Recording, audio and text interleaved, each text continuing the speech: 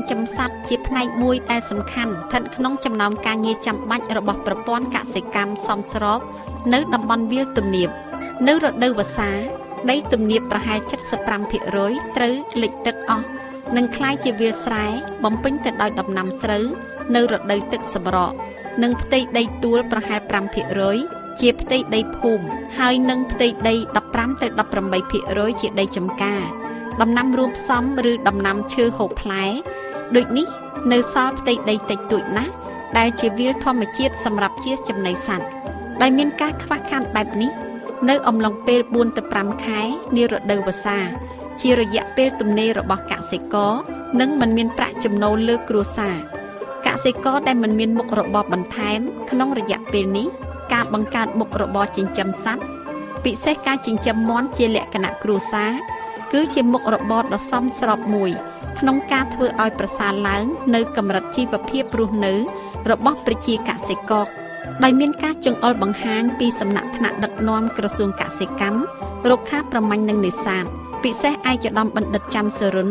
ជារដ្ឋមន្ត្រីដែលតែងបានផ្ដល់អនុសាសន៍និងជំរុញឲ្យមានសកម្មភាពជាច្រើនដូចជា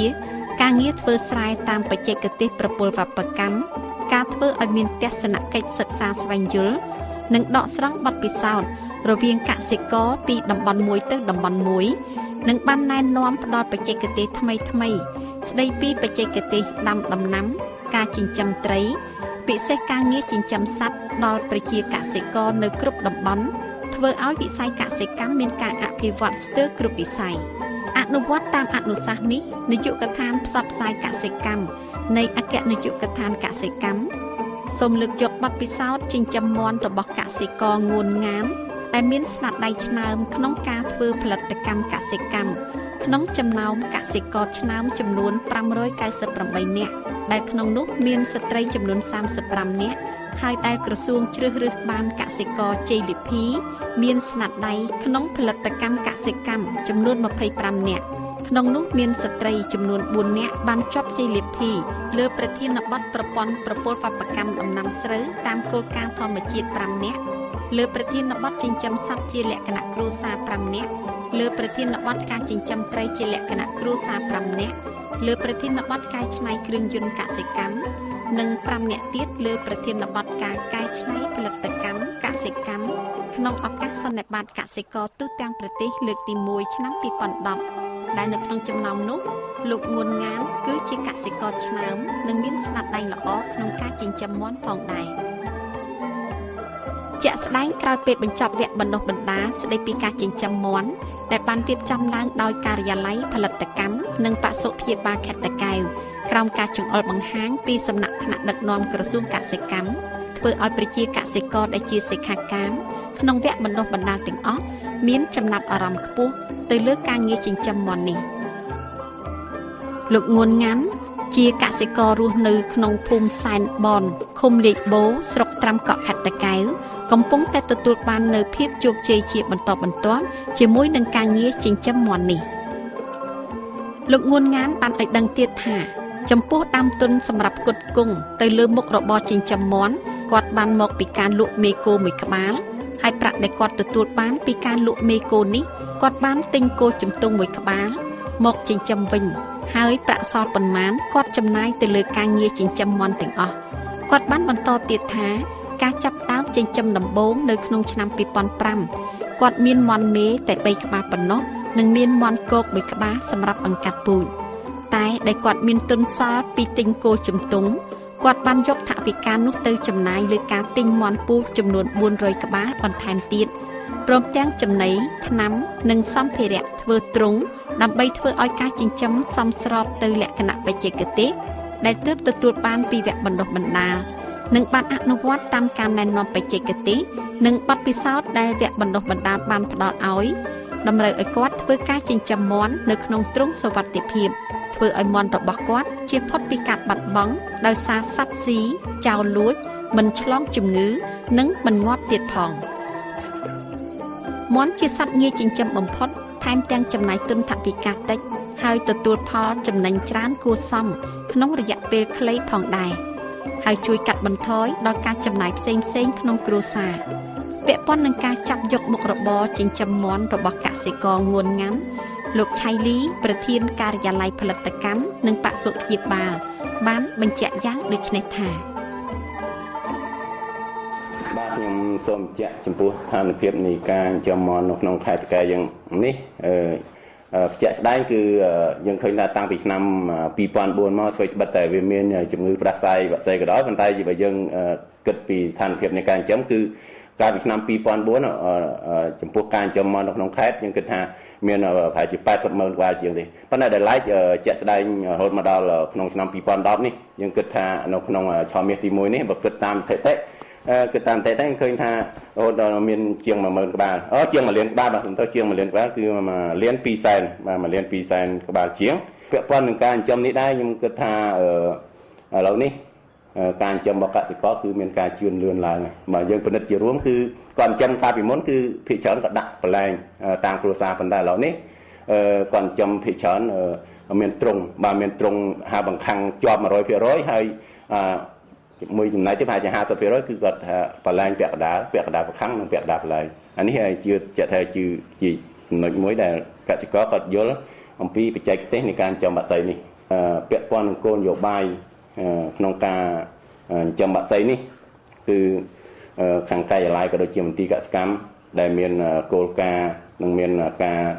អនុសាសន៍ពីអាដាមរដ្ឋមន្ត្រីនោះសូមឲ្យយើងមានការយកចិត្តទុកដាក់គឺយើងបានបរៀនវគ្គផ្ដាសាយបក្សីគឺបានច្រើនបាទហើយបន្ទាប់មកនោះក៏យើងបានរៀនវគ្គបដិបដាលនៃការចិញ្ចឹមមាន់ហើយនឹងជាក់ស្ដែងឃើញថាមានចេកទេសបាទយើងបានបោះពុំសិភៅគឺការចិញ្ចឹមមាន់ហើយមួយទៀតគឺជំងឺមាន់បាទជំងឺមាន់ហើយនេះគឺយើងបានផ្សព្វផ្សាយបាទផ្សព្វផ្សាយនៃការធ្វើវ៉ាក់សាំងមាន់ពេទ្យសត្វភូមិគឺមាន 1255 នាក់ប៉ុន្តែប្រភូមិមានតែ 1118 ភូមិបានន័យថាលើបាទអញ្ចឹងយើងធ្វើទៅតាមរយៈការនឹងហើយមួយទៀតយើងជំរុញឲ្យពេទ្យសត្វភូមិដែលជាគំរូមកជាគំរូនោះឲ្យគាត់ធ្វើការងារនេះតែម្ដងគឺយើងបានបញ្ចូលគាត់ឲ្យខ្លាយទៅជាអ្នកផ្សព្វផ្សាយតាមភូមិរ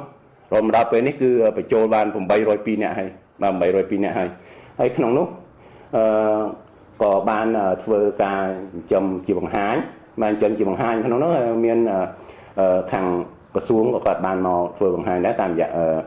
ការិយាល័យផ្សព្វផ្សាយនាយកដ្ឋានផ្សព្វផ្សាយហើយនាយកដ្ឋានរួមនឹងការិយាល័យមន្ទីរផងដែរខ្ញុំគិតថាស្ថិតិការធ្វើមន់បង្ហាញនៅក្នុងមួយឆ្នាំមិនតិចជាង60ទ្រុងបាទក្នុងខេត្តតាកែវហើយមិនតែប៉ុណ្ណោះគឺការិយាល័យដោយមានការជួយពីគម្រោងចិញ្ចឹមសត្វកម្ពុជាសហគមន៍អឺរ៉ុបនៅក្នុងរយៈពេលកន្លងមកនេះគឺបានយកចិត្តទុកដាក់បញ្ហាពូជមាន់បាទយើងបានបញ្ចូលហៅថាពូជមាន់ដីសះណាបាទពូជមាន់ដីសះចូលទៅក្នុងភូមិចូលអាឈ្មោលវាទៅចូលក្នុងភូមិបាទដាក់កន្លែងយើងបាន400ភូមិជាងហើយជាក់ស្ដែងរហូតមកដល់ពេលនេះឃើញមានការសាយភាយល្អបាទការសាយភាយមានបានពូជនោះធំបាទកសិករងួនងាន់គឺដំបូងគឺគាត់អត់មានមុខរបរអីទេបាទហើយគាត់យល់ថាគាត់មានដើមតិចតួចហ្នឹងគាត់ចិញ្ចឹមមាន់គាត់មានដំបូងគឺមានមាន់តែ400ទេណាបាទគាត់ដាក់ចិញ្ចឹមស្រាប់មានបញ្ហាបរាជ័យច្រើនដែរបាទអញ្ចឹងក្រោយមកគឺដោយសារការ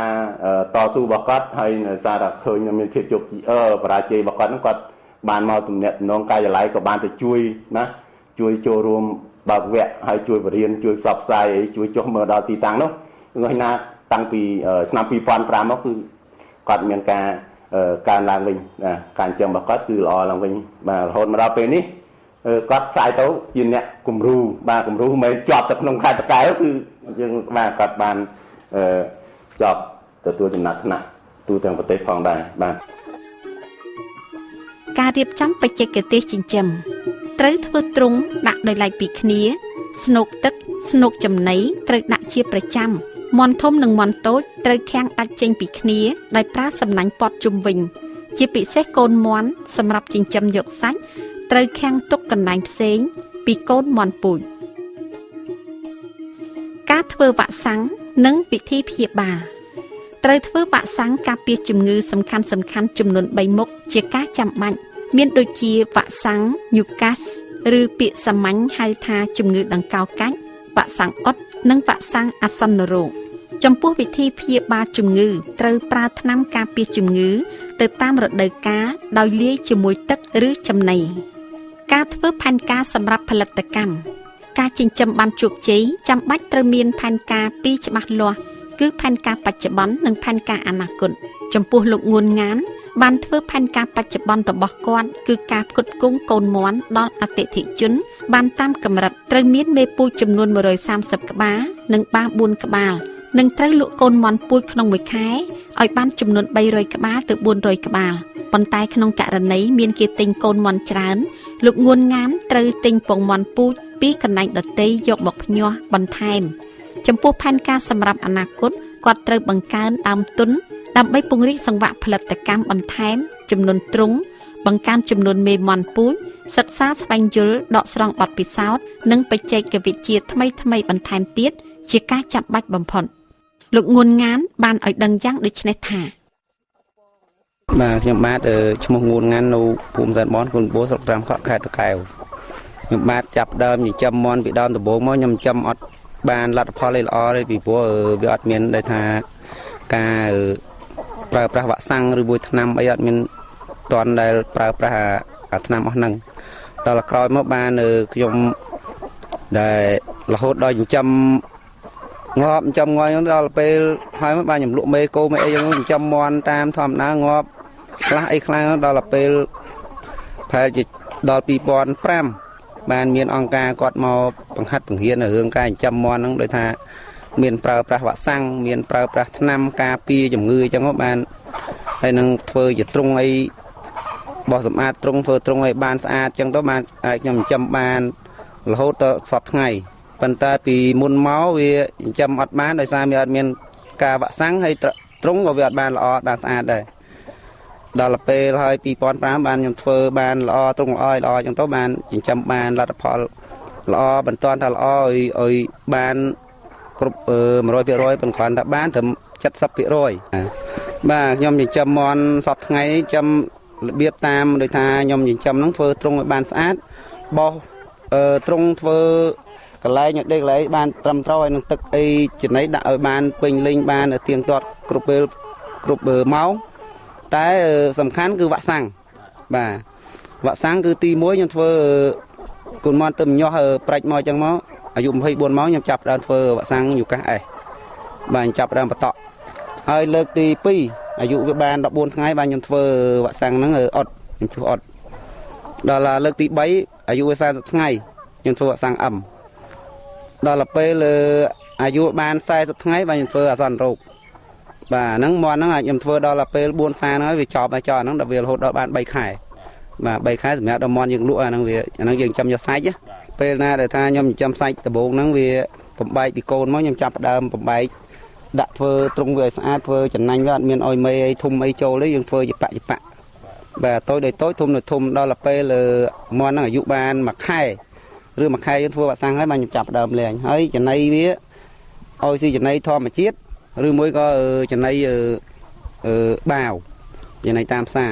បើចំណីធម្មជាតិដូចតែកាឌីហើយនឹងយើងធ្វើជាកប៉ុសអីតាមសងខាងភូមិអីចឹងសងខាងផ្ទះចឹងទៅដើម្បីពលឹមឡើងឲ្យវាស៊ីយើងធ្វើកប៉ុសដែលដាក់គោដាក់អីក្នុងកលុកណាហ្នឹងវាបដាកូនច្រើនដើម្បីបដាដើម្បីតែឲ្យចំណុកពេលវាហាវចូលដេកចូលឬមួយឲ្យស៊ីអីចឹងទៅប៉ុន្តែបើរឿងចំណៃវាទោះតែយើងនឹងផ្សំជួយផ្ដល់ឲ្យវាព្រោះអីមេមួយពីដើមមកវាបដាបានកូនច្រើន20ដល់ពេលឥឡូវនេះយើងអាចបដាបានទៅ100ទៅ500ទៅ1000ក្បាលបានប៉ុន្តែចំណៃយើងរួមផ្សំយើងរកឲ្យវាពីកូនតូចដែលខ្ញុំចំហ្នឹងផ្ដល់ចំណៃវាពីដំបងវាកាឌីឲ្យស៊ីកាឌីឲ្យនឹងអាចចុងកបាទហើយបើដល់ពេលអាយុវា1ខែឲ្យស៊ីតកួនឬដើមចេកឬចកហើយនឹងអង្គស្រូវយើង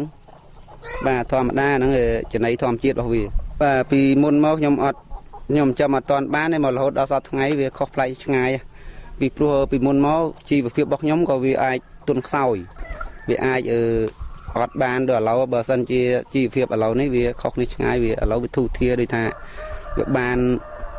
កម្រៃហ្នឹងវាបានធូរធារសម្រាប់ដល់ចំពោះខ្ញុំណា